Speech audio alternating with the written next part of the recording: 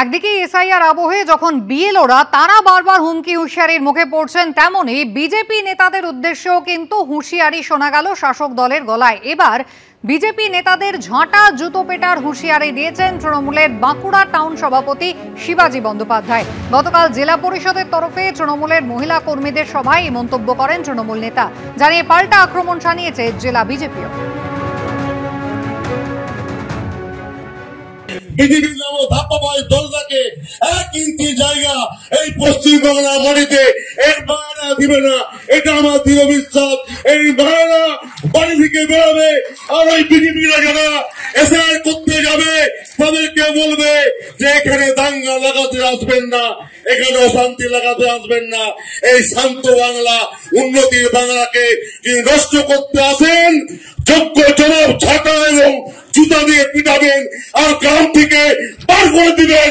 দেখবো সুভাষ বাবুরা আমার যান আর ব্লক ওয়ানে যান। হারিয়ে তো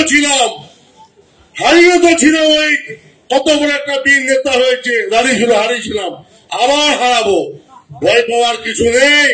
ছোট বড় নেতা মাঝারি নেতাদের মাথাগুলো খারাপ হয়ে গেছে এই এসআইআর ইস্যু নিয়ে। তার কারণ এসআইআর তো আর ভারতীয় জনতা পার্টি করাচ্ছে না, এসআইআর করেছে নির্বাচন কমিশন।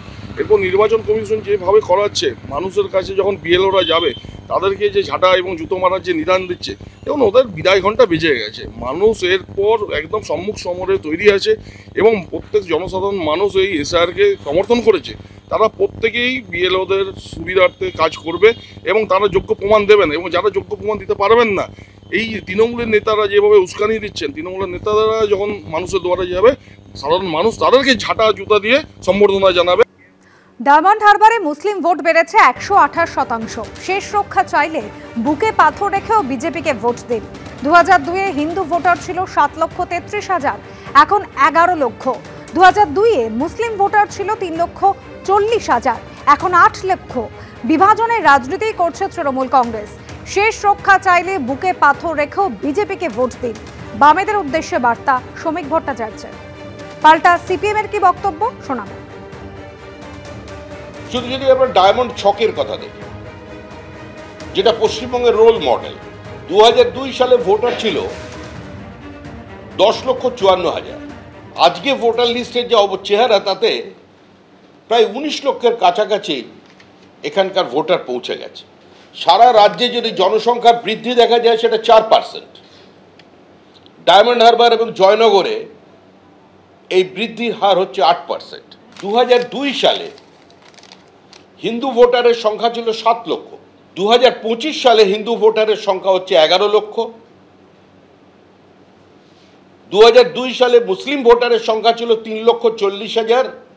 আজকে মুসলিম ভোটারের সংখ্যা হচ্ছে 8 লক্ষ ডায়মন্ড হারবার লোকসভা কেন্দ্রে। 128% গ্রোথ হয়েছে মুসলিম ভোটারদের ডায়মন্ড হারবার কেন্দ্রে। ডায়মন্ড হারবার এবং জয়নগর এই দুটো কেন্দ্রকে পরিকল্পিতভাবে মুসলিম মেজরিটি বানিয়ে দেবার চেষ্টা হয়েছে। এটা বাস্তবসম্মত কিনা? সারা রাজ্যে 4%, জয়নগর ডায়মন্ড হারবারে 8%। এটা স্বাভাবিক গ্রোথ। এখানে রোহিঙ্গা নেই, বাংলাদেশি অনুপ্রবেশকারী নেই। বামপন্থী যারা এতদিন সিপিআইএমকে ভোট দিয়েছিলেন, আমরা বিশ্বাস করি, আমরা আবেদন করছি তাদের কাছে, কংগ্রেসের কর্মীদের কাছে, এবং যারা ঘাম রক্ত ঝরিয়ে মমতা বন্দ্যোপাধ্যায়কে প্রতিষ্ঠিত করেছেন পশ্চিমবঙ্গের মাটিতে, তাদের কাছেও, যে আজকে একটা রাজ্য ধ্বংস হয়ে যা গেছে প্রায়, যদি শেষ রক্ষা করবার ব্যবস্থা থাকে, কোনো চান, তাহলে অন্তত এই নির্বাচনে কিছুদিনের জন্য বুকে পাথর রেখে হলেও বাহাতে বোতামটা টিপে দিন, তারপর দেখা যাবে। উনি তথ্য কিছু জানেন না, না জেনে বলেন কেন? এটা ঠিক, ডায়মন্ড হারবার কেন্দ্রে যে পরিমাণ ভুয়ো, মৃত এবং স্থায়ীভাবে স্থানান্তরিত ভোটারের নাম আছে, তা পশ্চিমবাংলার বোধহয় কোথাও নেই। প্রতিটি বুথে ওই লোকসভা কেন্দ্রে গড়ে 50 থেকে 70 জন পর্যন্ত ভুয়ো, মৃত এবং স্থানান্তরিত ভোটারের নাম রয়ে গেছে, যাদের নাম নিয়ে বারে বারে অবজেকশন জমা দেওয়া সত্ত্বেও নির্বাচন কমিশন তা গ্রহণ করেনি। এর থেকে বোঝা যাচ্ছে বিজেপি আর তৃণমূলের বোঝাপড়া কি, এই বিভাজনের রাজনীতিকেই পাথর চাপা দিতে হবে। আর অভিষেক ব্যানার্জির গণতন্ত্রকে হত্যা করবার যে চক্রান্ত, সেটাকেও পাথর চাপা দিতে হবে। ভাগাভাগি রাজনীতি চাই না, সবার ভোটাধিকার রয়েছে। 26-এর ভোটের আগে ফের বার্তা মুখ্যমন্ত্রী মমতা বন্দ্যোপাধ্যায়।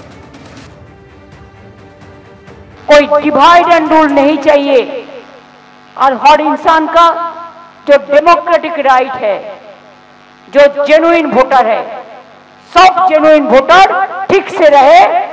और डेमोक्रेसी में सबसे बड़ा पिलर ये तो जुडिशियरी होता है, मीडिया होता है और डेमोक्रेसी होता है।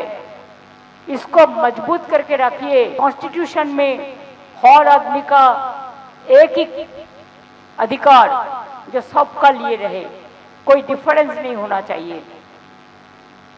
मैं अभी भी कहना चाहूंगी, सबसे बड़ा धर्म क्या होता है?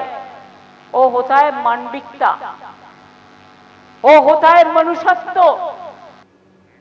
নদিয়া কৃষ্ণগঞ্জের পর এবার শান্তিপুর। এসআইআর আবহে ফের বিতর্কে জড়ালেন বুথ লেভেল অফিসার অর্থাৎ বিএলও। এবার শান্তিপুর ব্লকের 185 নম্বর বুথের বিএলওর পরিবারের কারোর নামই পাওয়া গেল না 2002 সালের ভোটার তালিকায়। জানিয়ে তরজা শুরু হয়েছে রাজনীতিতে। এই নিয়ে বিজেপিকে নিশানা তৃণমূলের, পাল্টা জবাব দিয়েছে তৃণমূল। আর ইতিমধ্যে রিপোর্ট পেশ করেছেন শান্তিপুরের বিডিও। রাজ্যে শুরু হয়ে গেছে এসআইআর বা ভোটার তালিকার বিশেষ সংশোধন, যেখানে অন্যতম গুরুত্বপূর্ণ ভূমিকা বিএলও অর্থাৎ বুথ লেভেল অফিসারদের। এদিকে সেই বিএলওদের নিয়েই বিতর্কের শেষ নেই। নদিয়ার কৃষ্ণগঞ্জের পর এবার শান্তিপুর। কালীপুর প্রাথমিক স্কুলের শিক্ষক রজনীকান্ত পাল শান্তিপুর ব্লকের 185 নম্বর বুথের বিএলও, অথচ তার পরিবারের কারুর নাম নেই 2002 সালের ভোটার তালিকায়। বিএলও তো আমি নিজে ইচ্ছা করে হয়নি, অফিস থেকে কিভাবে বিডি অফিস থেকে নাম পাঠিয়েছে। 2002 ভোটার লিস্টে আমার নাম থাকার তো কথাও না, কারণ আমার জন্ম হচ্ছে তার অনেক পরে। পরিবারের নেই, আমার বাবা মার নেই, মা মারা গেছেন। আমার 18 বছর হওয়ার পরে উঠেছে, সেটা যতদূর সম্ভব মেবি 14। এসআইআর প্রক্রিয়ার একেবারে শুরুতে বাড়ি বাড়ি এনুমারেশন ফর্ম পূরণের মতো গুরুত্বপূর্ণ দায়িত্বে রয়েছে বিএলওরা। ভোটার তালিকায় কাদের নাম থাকবে আর কাদের নাম বাদ যাবে তাও নির্ভর করছে এই কর্মীদেরই ওপর। এমনকি 2002 সালের ভোটার তালিকায় কারোর নাম আছে কি নেই তাও খতিয়ে দেখবেন এই কর্মীরাই। এই আবহে বুথ লেভেল অফিসার বা বিএলওদের পরিবারের সদস্যদের নাম 2002 তালিকায় না থাকা নিয়ে জলঘোলা শুরু হয়েছে রাজনীতিতে। 2002 যে তালিকায় তার বাবা মায়ের নাম নেই, বিডিও যাদেরকে এসআইআর এর দায়িত্বে পাঠাচ্ছেন যে বিএলওদের, সেই বিএলওরা সঠিক আছেন কিনা, তাদের কাগজপত্র সঠিক আছে কিনা, তারা বৈধ নাগরিক কিনা, এই বিষয়টা কিন্তু ছানবিন করে তারপর তাকে কিন্তু এই বিএলও দায়িত্ব দেওয়া উচিত ছিল বিডিওর। আজকে বিএলওর শান্তিপুরে নাম এসছে, এই বিএলওর নাম নিশ্চয়ই তাহলে আজকে রাতারাতি সে শান্তিপুরে চলে আসেনি, তাহলে নিশ্চিতভাবে এসছে। তাহলে যে 13টা বা 14টা নথির দরকার আছে সেই নথিগুলো না দিয়েই সে ভোটার তালিকায় নাম তুলেছিল পরবর্তীকালে 2002 সালের পরে। তাহলে সবার আগে আপনি ভাবুন, যে কাজ করতে যাবে সেই অবৈধ, তাহলে কাজ করলে কত অবৈধ বেরোবে। এই প্রসঙ্গে শান্তিপুরের বিডিওর দাবি, ঊর্ধ্বতন কর্তৃপক্ষকে গোটা বিষয়ে রিপোর্ট পাঠানো হয়েছে।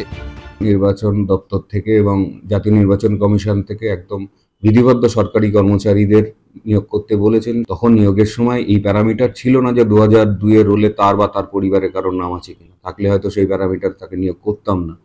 যে প্যারামিটারগুলোতে নিয়োগ করার কথা করা হয়েছে, এখন এই তথ্যটা ধরা পড়েছে। এরপর নির্বাচন কমিশন বা নির্বাচন দপ্তর যা সিদ্ধান্ত নেবে, তেমন যদি হয় আমার বিকল্প বিএলও বিধি ব্যবস্থা আছে, সে ব্যবস্থা হবে।